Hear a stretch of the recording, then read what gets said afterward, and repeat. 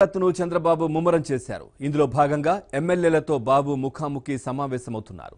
వారి బలాలు బలహీనతల నివేదికలను వారికే ఇచ్చి మారకుంటే ఏమీ చేయలేనని స్పష్టం చేస్తున్నారు. తొలి రోజు 15 మందితో భేటీ అయ్యారు చంద్రబాబు.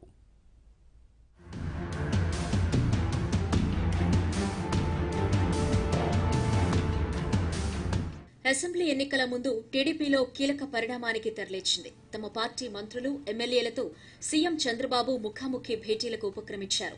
వారి జాతకాలను వారి చేతిలోనే పెట్టి నియోజకవర్గాల్లో వారి బలాలు బలహీనతలు చెప్పి ఎలా దిద్దుకోవాలో ఏవి సరిచేసుకోవాలో వివరిస్తున్నారు. పరిస్థితి బాగోలేని ఎమ్మెల్యేలపై మొహమాటం లేకుండా అక్షింతలు వేస్తున్నారు.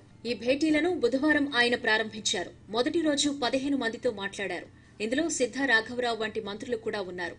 అన్ని ప్రాంతాలు అన్ని సామాజిక వర్గాలను కలిపి ఈ సమావేశాలు నిర్వహిస్తున్నారు.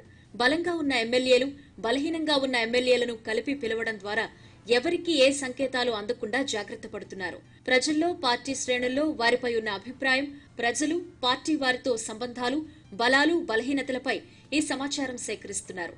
వాటిని నివేదిక రూపంలో తయారు చేసి ఇప్పుడు వారి చేతికి ఇస్తున్నారు. ఎమ్మెల్యేలకు గతంలో కూడా కొన్ని నివేదికలు ఇచ్చారు. అప్పుడవి సంక్షిప్తంగా ఉండేవి. సరిదిద్దుకోవాల్సిన అంశాలు, దూరంగా ఉన్న పార్టీ నేతలు వివిధ అంశాల్లో వారికొచ్చిన మార్కులతో ఉండేవి.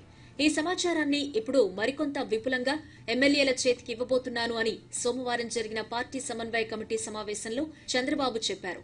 అన్నీ చెబితే సమాచారం ఇచ్చిన వారిపై దండెత్తుతారు అని గతంలో కొన్ని మీకు చెప్పలేదు. కానీ ఇప్పుడు సమయం వచ్చింది. మీ లోపాలు సమస్యలు ఏంటో అన్నీ చెప్పదలిచాను. కొందరు బాగా పనిచేసుకుంటున్నారు, కొందరు బాగా పనిచేస్తున్నా సరైన సంబంధాలు నిర్వహించలేకపోతున్నారు, మరికొందరు వివాదాల్లో చిక్కుకుంటున్నారు. ప్రజల్లో మంచి పేరు ఉండడం మీకు నాకు అవసరం. అందుకే మీ లోపాలేంటో మీ చేతికే ఇస్తాను, దిద్దుకుంటే మంచిది, లేకపోతే నష్టపోతారు అని ఆ సందర్భంగా తెలిపారు. అలా చెప్పిన 2 రోజులకే ఆచరణలో పెట్టారు. ఈ భేటీలో పాల్గొన్న ఎమ్మెల్యేలు బయటకొచ్చాక పైకి గంభీరంగానే కనిపిస్తున్నారు. ఆయన చెప్పిన లోపాలు నిజమే, అవి మాకు తెలుసు, వాటిని సరిచేసుకునే ప్రయత్నంలో ఉన్నాం. కావాలని కొందరు మాపై దుష్ప్రచారం చేస్తున్నారు, అది ఆయన దృష్టికి తీసుకువెళ్లామని ఒక ఎమ్మెల్యే చెప్పారు.